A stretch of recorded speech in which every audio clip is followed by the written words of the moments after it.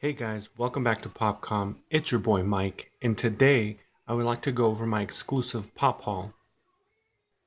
Alright guys, let's go ahead and jump right into this.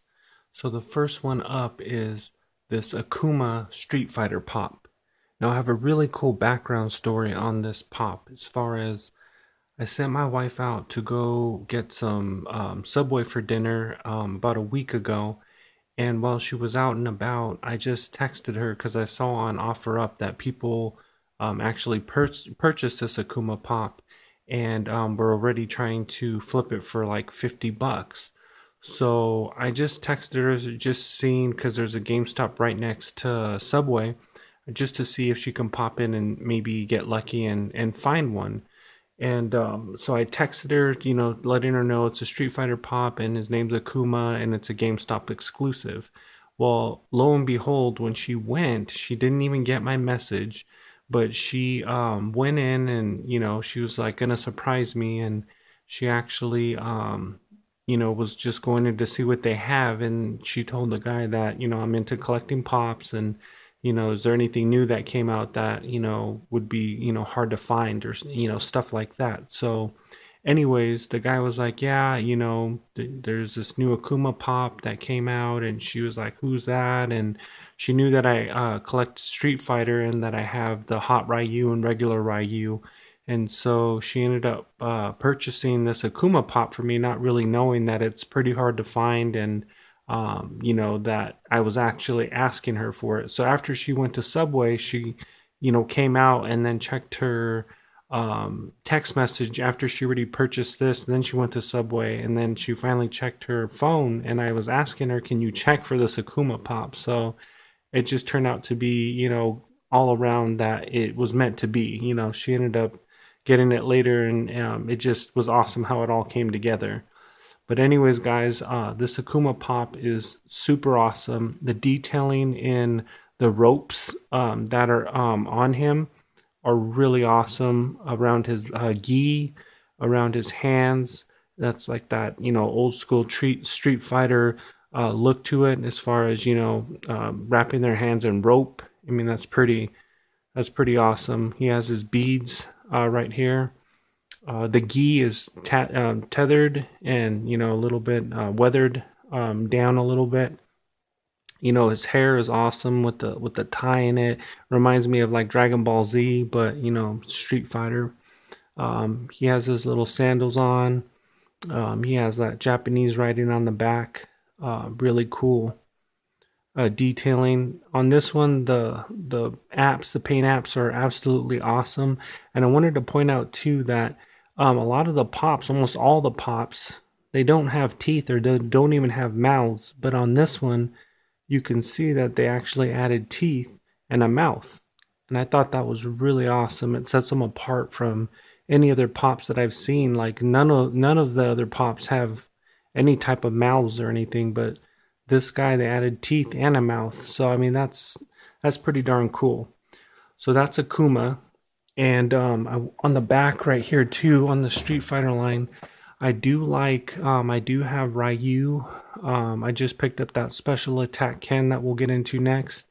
Cammy, Blanca, Balrog, and Dan. I like all of them except Dan. I don't know why they threw him in there. I mean, they could have done like Bison, or they could have done Vega or Sagat or anybody else, but Dan, I don't know. That was kind of a waste. And Balrog, I mean, he's kind of plain, so I don't know. I think I might just get, the regular Ken, Chung-Li, Cammy, and then the Blanca. So far, there's the Honda and all the other ones that they could have done that they didn't. So I was a little disappointed.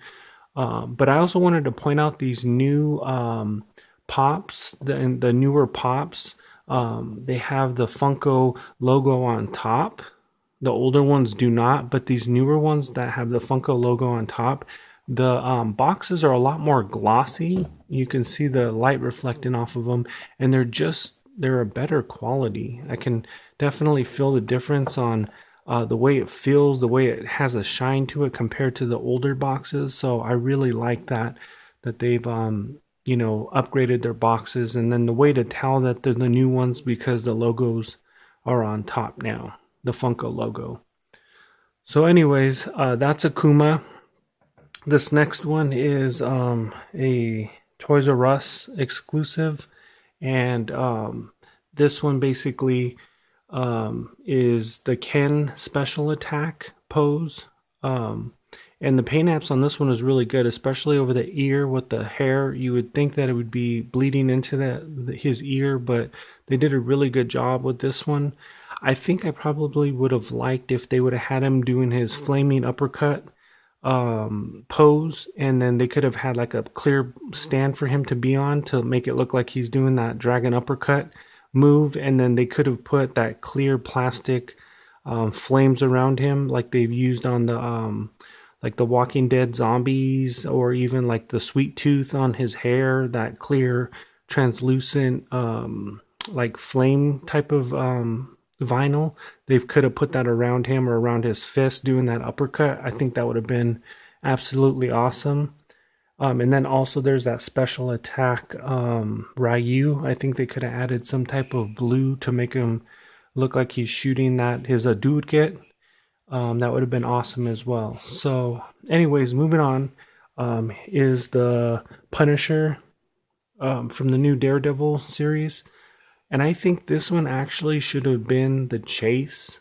I do like the other one as well, the Chase one, but I mean, he's just holding like the Daredevil mask and he's holding a pistol. I think this one's way cooler with the assault rifle and with the long trench coat. I think that, you know, screams more of Punisher than a short coat and him holding the Daredevil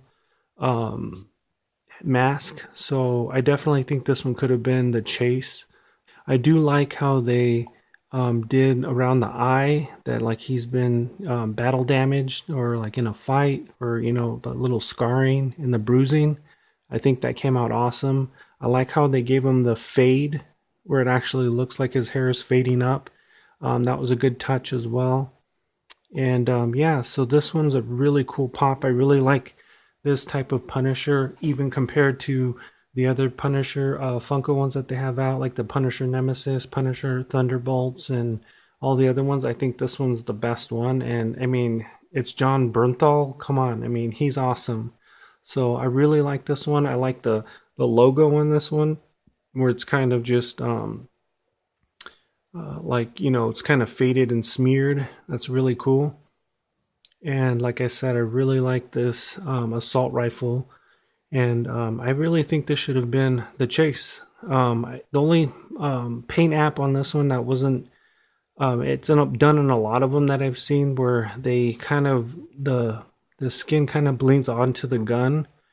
So that's the only real fault that I see on almost all of these Punishers, was that bleeding of the skin onto the gun. But I really like this Punisher, and I really like the trench coat. And yeah, so anyways, this is the Punisher from the Daredevil series. I really like the Elektra and the Daredevil. I don't know, I probably won't get that one, since I'm not a huge Daredevil fan, but definitely I had to pick up that Punisher. So this other Toys R Us one exclusive is the Gwenpool. And I really like this one. They did really well with the paint apps on this one. You know, with her color scheme with the pink and white and the shin pads. I do like how they gave her a stand. That's really cool, because, you know, she's top heavy with the skinny body, so it just helps her from not falling over. You know, she has that Uzi, kind of like what Deadpool has on the thumbs up pose. He also has the same exact Uzi. And then she has her cell phone, which is really cool. If you've read any of her, I just noticed that there's a little bit of like leftover like paint or something right there. But I really like how she has her cell phone. I think that's really cool. If you have read any of the of her comics, you always know that she has the upper advantage by her communication and what she knows about her enemies. So that's a perfect way to depict on, you know, her having the phone, getting information, talking to people, and getting the upper hand on the enemies that she faced. So that's a really cool touch that they've added on there. I like how they've outlined her pink eyes in black. I think that really makes it pop a lot. And then I noticed that they have the little side holder right here for like her gun, or whatever else, like a knife or something. And then her two holders for her katana swords. That would have been cool if they would have added the actual swords in there or crisscrossed them. That would have been really cool. But yeah, this is Gwenpool, and this is a Toys R Us exclusive. And I just noticed that it has like this smear mark on it that kind of sucks, but oh well. Alright, and then the last one that I picked up is the Target exclusive Weapon X.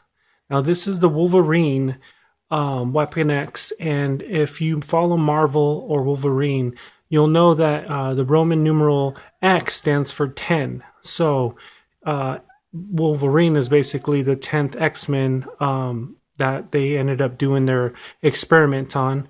You could see his adamantium claws when they filled his skeleton with the adamantium, and he has really fine detailing in the little hairs, and also in the packs they put like little sticker decals.